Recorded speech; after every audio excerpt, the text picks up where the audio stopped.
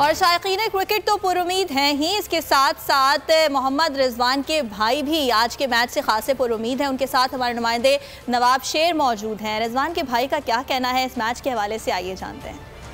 जी बिल्कुल, T20 world cup में आज सबसे बड़ा मुकाबला होने जा रहा है पाकिस्तान और कीवीज़ के दरमियान, जिसके लिए शायकीन क्रिकेट में काफ़ी जोश और खरोश पाया जा रहा है, जबकि खिलाड़ियों के ख़ानदान में भी जो है काफ़ी जोश और जज्बा पाया जा रहा है। मैं इस वक्त सुपर बैट्समैन मोहम्मद रिजवान के घर में मौजूद हूँ और मेरे साथ उनका भाई भी है, उनसे बात करते हैं। जी बिस्मिल्लाहिर्रहमानिर्रहीम, अल्हम्दुलिल्लाह। सबसे पहले तो पूरे कौम को मुबारकबाद।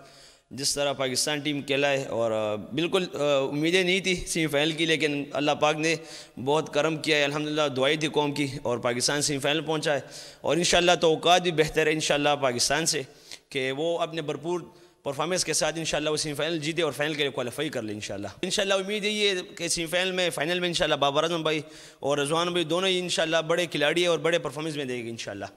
जैसा कि आप लोग देख रहे हैं कि रिजवान का भाई का यही कहना है कि रिजवान जो है वो सेमीफाइनल और फाइनल दोनों में जो है वो भरपूर बैटिंग करेंगे और मुखालिफ टीम के जो है वो छक्के छुड़ाएंगे। जबकि इसके साथ साथ उनका ये भी कहना है कि बाबर आजम भी जो है वो बड़े मैच का खिलाड़ी है और वो भी बड़े प्लेयर बनकर सामने आएगा इन मैच।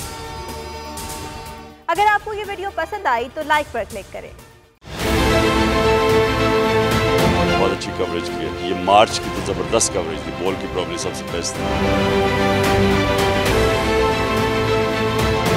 सबसे ज्यादा रील्स और सबसे ज्यादा रेटिंग के साथ बोल रहा नंबर 1। सब्सक्राइब करें और बेल दबाएं ताकि कोई खबर रह न जाए।